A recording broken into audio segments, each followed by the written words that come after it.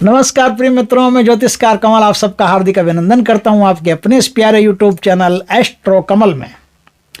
दोस्तों, क्या कभी ऐसा हो सकता है कि आप एक दिन प्रयोग करो और जीवन भर आपको फिर कोई परेशानी ही नहीं हो, जीवन भर आपको हेल्थ का इश्यू नहीं हो, हेल्थ का इंश्योरेंस हो जाएगा अपने आप ही, ये तो आपको बीमारी नहीं पड़ने देगा।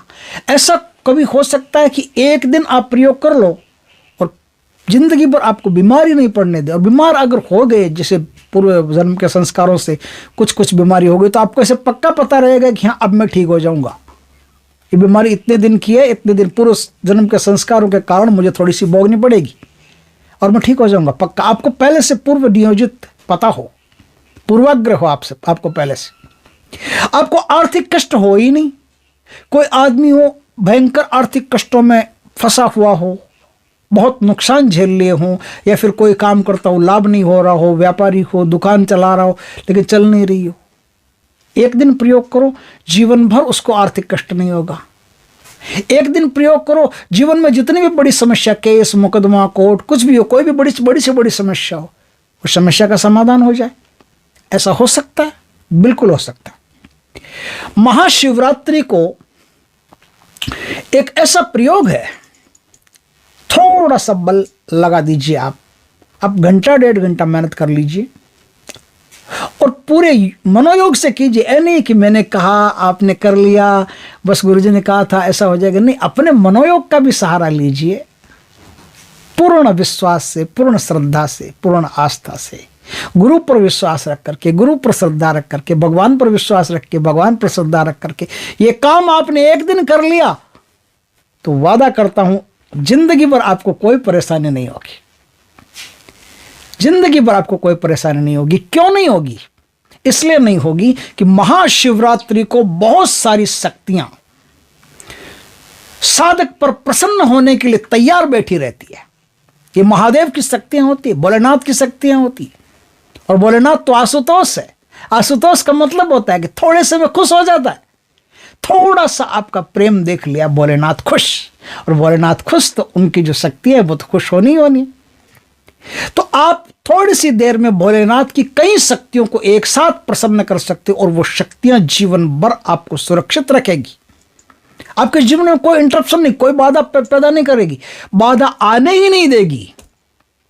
खुद तो कोई बाधा नहीं करेगी पैदा, लेकिन बाधा आपके जीवन में आने ही नहीं देगी। इस प्रकार से आज मैं एक धांसू, एक ज़बरदस्त प्रयोग लेके आया हूं और आपसे रिक्वेस्ट है कि इस वीडियो को ज़्यादा से ज़्यादा आप शेयर करें ताकि और भी भाइयों के काम आ सके।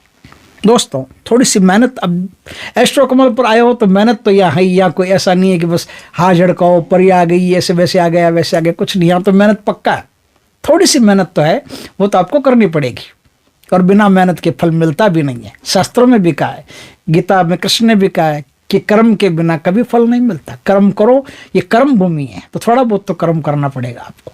तो जैसा बताऊं, थोड़ा कर्म कीजिए और उत्तम कोटि का लाभ उठाइए। महाशिवरात्रि की रात्रि को या तो 9 बजे यह प्रयोग होता है या 11 बजे यह प्रयोग होता है। ध्यान से सुन लीजिए, या तो रात को 9 बजे या रात को 11 बजे, दोनों में से किसी भी समय का आप चुनाव कर सकते हो। दूसरा कोई समय नहीं। आप सोचो 11:30 कर लूँ क्या गुरुजी? नहीं। 12 कर लूँ क्या गुरुजी? नहीं। या तो 9 बजे या 11 बजे। विषम संख्या में 2 ही संख्या ऐसी है जिन संख्याओं में इस प्रयोग को किया जा सकता है। अब देखिए, इस प्रयोग में बहुत सारी बातें हैं, वो मैं ध्यान से एक एक चीज आपको समझाऊंगा। रात को 9 बजे या 11 बजे में से आपने चुनाव कर लिया कि मुझे कौन सी समय में प्रयोग करना है। उसके एक दिन पहले नई चिता कहीं जली हो, नई चिता मतलब आखिरी चिता। अब नई चिता तो फ्रेश कहाँ से लाएंगे? आखिरी चिता मान लो जैसे 1 महीने पहले भी जली हो या 10 दिन पहले जली हो। सबसे आखिर में कौन जला है? उस शमशान घाट में। वही, अगर आप जिस क्षेत्र में रहते हैं उस क्षेत्र में अगर 4-5 शमशान घाट है तो वहां भी आप पता कर लीजिए कि सबसे लेटेस्ट कौन जला है।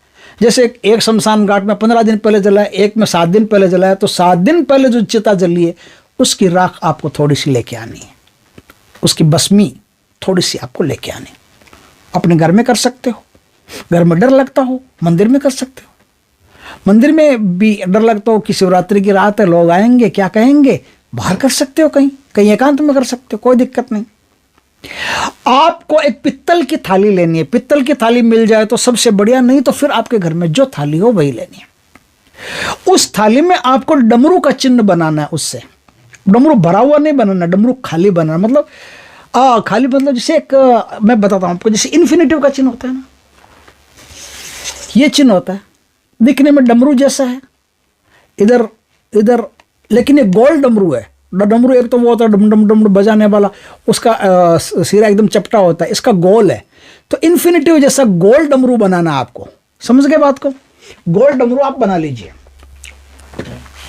गोल डमरू बना करके उसमें 2 लंबे धागे, अब लंबे कितने होने चाहिए?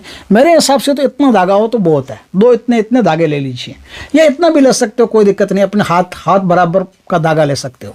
2 धागे लेने, एक छोटा ले लेना थोड़ा सा, एक बड़ा ले लेना, बराबर का लेने की जरूरत नहीं है। छोटा एक साइड में रख देना, जो जैसे इन्फिनिटिव का चिन्ह है, तो अपने को खाली निशान बनाने, इसको भरना नहीं है, खाली राख से और हल्का लाइन करके ऐसे लाइन से निशान बनाने हैं। तो एक निशान ये रहेगा, एक निशान ये रहेगा, दोनों खाली रहेंगे ना। इन खाली दोनों निशानों में आपको दोनों धागे रखने हैं। आपने धागे रख दिए, यहां तक का काम आपका हो गया, आगे का काम चलो करते हैं। अब आपको एक शिवलिंग अपने सामने रखना है, कच्चे दूध से अभिषेक करना है, फिर जल से अभिषेक करना है उस शिवलिंग का, और अब वहीं बैठ करके आपको 1 घंटे तक भगवान शिव का ध्यान करना है, माता पार्वती का ध्यान करना है, ध्यान संयुक्त करना है शिव पार्वती का। चाहे तो आप कल्पना कर लीजिए कि एक महान सुंदर से सफेद स्फटिक के पर्वत के ऊपर भगवान शिव और मां अन्नपूर्णा पार्वती युगल बैठे हैं और बड़े सुंदर लग रहे हैं, और हवाएं चल रही है, और बड़ा माधुर्य संगीत बज रहा है, बड़ा आनंद आ रहा है। इस प्रकार से कल्पना करके एक चित्र को बनाइए अपने दिमाग में, और उसी चित्र को 1 घंटे तक निहारते रहिए, देखते रहिए। 1 घंटे के बाद चाहे तो आप ऐसा, अगर आप कुछ लोग जो ध्यान में एक्सपर्ट है वो तो कर सकते हैं, लेकिन जो ध्यान में एक्सपर्ट नहीं है वो कहेंगे कि महाराज 1 घंटा तो छोड़ो, 5 मिनट नहीं होता हमसे। तो आप ओम उमा महेश्वराभ्याम नमः, ओम उमा महेश्वराभ्याम नमः, इस मंत्र का आप 1 घंटा जाप कर लेना। जाप मन ही मन करना है, किसी को सुनाना नहीं है, ठीक है? 1 घंटे तक जाप कर लेना। जाप आपने कर लिया। अब 1 घंटे के बाद में आपका काम होता है शुरू। अब 9 किया तो 10 से आपका काम शुरू, और 11 किया तो 12 से आपका काम शुरू। काम शुरू में क्या, अब आपको 7-8 मंत्र ऐसे हैं, उन मंत्रों से फिर भगवान का अभिषेक करना है। तो आपको क्या चाहिए? एक तो शिवलिंग चाहिए अपने पास में, एक बड़ी परात चाहिए, है ना, और एक पानी से भरा हुआ, शुद्ध पानी से भरा हुआ एक बर्तन चाहिए, एक तांबे का छोटा सा लोटा चाहिए। छोटा सा ही लेना, क्योंकि बड़ा लोगे तो फिर टाइम बहुत लगा दोगे आप, तो छोटा सा तांबे का लोटा लीजिए। वो तांबे का लोटा पानी से भरिए और भगवान पर दोनों हाथों से सूर्य नारायण को अर्घ देते हैं, उसी प्रकार से भगवान का अभिषेक करिए। धीरे धीरे धीरे धीरे जल की जो धारा है, अक्षत धारा, वो भगवान शिव के शिवलिंग पर गिरती रहनी चाहिए, और आपके मुखारबिंद से एक मंत्र निकलना चाहिए। वो मंत्र क्या है? पहला जो मंत्र निकलेगा, पहले लोटे के साथ पहला मंत्र निकलेगा, मंत्र निकलेगा ओम सर्वात्मने नमः, ओम सर्वात्मने नमः, ओम सर्वात्मने नमः। इस मंत्र को धीरे धीरे बोलते बोलते धीरे धीरे ही वो पानी आपको शिवलिंग पर डालना है। अब वो धागा है, उस धागे को अपने यहाँ ब्रह्मरंध्र जो होता है ना, जो कपाल होती है, जहाँ बच्चे का कच्चा स्थान रहता है, बड़े होने के बाद में तो पका, वहाँ छुआ लेना आप। वहाँ छुआ लिया, छुआ करके उसको एक गांठ मार दो, मार दी। अब उस धागे को उसी जहाँ से उठाया वहीं वापस रख दो। अब दूसरा लोटा भरो, दूसरा लोटा भर करके अब आपको उसी तरह से दूसरा मंत्र बोलना है। दूसरा मंत्र ओम त्रिनेत्राय नमः, ओम त्रिनेत्राय नमः, ओम त्रिनेत्राय नमः। इस मंत्र को धीरे धीरे, एकदम धीरे धीरे, स्पीड नहीं देनी है आपको, ध्यान रखना, फास्ट नहीं चलना है, एकदम धीरे धीरे बोलना है, एकदम धीरे धीरे। इस मंत्र को बोलते हुए वो दूसरे नंबर का जो दूसरा लोटा है वो भी भगवान शिव पर धीरे धीरे अभिषेक कीजिए। कोई जल्दबाजी नहीं करनी है, एकदम पेशेंसफुल होकर के धैर्यपूर्वक के काम को आपको करना है, ठीक है? तो दूसरा लोटा आपने गिरा दिया। अब वो धागा वहां से फिर उठाइए और फिर अपना जो आगे चक्र है, आगे चक्र पर वो धागा छुआइए और एक गांठ फिर लगा दीजिए। 2 गांठ लगा दी। अब आता है तीसरा नंबर। तीसरा नंबर अब आपको फिर एक लोटा भरना है। फिर आपको उसी प्रकार से धीरे धीरे ओम कंठाय नमः, ओम कंठाय नमः, ओम कंठाय नमः, ओम कंठाय नमः, इस प्रकार से मंत्र बोलते हुए धीरे धीरे धीरे धीरे वो लोटा पूरा खाली कर दीजिए। खाली करने के बाद में फिर धागा वहाँ से उठाइए। धागा वहाँ से उठा करके अपनी जो ज़बान है उसको बाहर निकाल करके ऐसे ज़बान से छुआ करके फिर एक गांठ लगा दीजिए। लगा दी। अब आता है नंबर 4। 4 नंबर में फिर लोटा उठाइए। देखिए धागा को उठाया, गांठ लगाई, वापस जहाँ से उठाया है उसी कोष्टक में रख देना, उसी गोले में रख देना, ठीक है ना। 2 गोले, एक इधर एक इधर, दूसरे गोले से धागा उठाए उसी गोले में रख देना आपको, ठीक है। अब आता है नंबर 4। 4 नंबर में आपको क्या करना है? 4 नंबर में आपको वही लोटा भरना है और अब इस मंत्र का जाप करना। ओम अर्धनारेश्वराय नमः, ओम अर्धनारेश्वराय नमः, ओम अर्धनारेश्वराय नमः, इस मंत्र का जाप करते हुए और लोटा खाली कर दीजिए। लोटा खाली करने के बाद में फिर वो धागा वहाँ से उठाइए और अपना जो हार्ट है, हृदय है, उस हृदय पर उसको छुआ दीजिए अच्छी तरह। छुआ करके 4 नंबर गांठ लगा दीजिए। अब 5वां नंबर पर उसी प्रकार से क्रिया करनी है। वही लोटा उठाना, वही भगवान शिवलिंग पर धीरे धीरे आपको जल धारा देनी है, अक्षत जल धारा देनी है। धारा टूटनी नहीं चाहिए, एकदम ध्यान पूर्वक दीजिए, प्रेम से दीजिए, धैर्य पूर्वक दीजिए। और मंत्र आपको बोलना है ओम अनंत धर्माय नमः, ओम अनंत धर्माय नमः, ओम अनंत धर्माय नमः, इस मंत्र को बोलते हुए नाभि के ऊपर उसको छुआना है, ठीक है। अब आता है असली काम। नाभि के ऊपर छुआना है, छुआ करके फिर धागा रख दो। अब आपको फिर एक लोटा भरना है। एक लोटा भर करके अब आपको बोलना है ओम ईश्वराय नमः, ओम ईश्वराय नमः, ईश्वराय नमः, इस मंत्र को बोल करके आपको धागा फिर उठाना है। धागा फिर उठा करके नाभि के ठीक पीछे, ध्यान रखना, नाभि के ठीक पीछे जहाँ धन के केंद्र होते हैं, उस धन के केंद्र पर, लक्ष्मी के केंद्र पर, श्री के केंद्र पर उस धागे को छुआ देना है। छुआ करके फिर एक गांठ लगा देनी है। आपकी 6 गांठें लग चुकी है। अब 7वां नंबर आता है। 7वां नंबर पे आपको फिर एक लोटा पानी भरना है। फिर उसी प्रकार से मंत्र का जाप करना है। मंत्र मैं बताता हूँ। 7वें नंबर पर जो मंत्र है उस मंत्र का नाम है, उस मंत्र को इस प्रकार से बोलते हैं ओम अनंत वैराग्य सिंहाय नमः, ओम अनंत वैराग्य सिंहाय नमः, ओम अनंत वैराग्य सिंहाय नमः, इस मंत्र का जाप करते हुए आपको 7वां नंबर बोलना। और 7वां नंबर बोलने के बाद में जहाँ से योनि या लिंग जहाँ से शुरू होता है उसके थोड़ा सा ऊपर, एक ये समझ लो 3 इंच ऊपर, 3 इंच ऊपर उसको छुआना है। छुआ करके फिर एक गांठ लगा देनी है। 7 गांठ आपकी बन गई।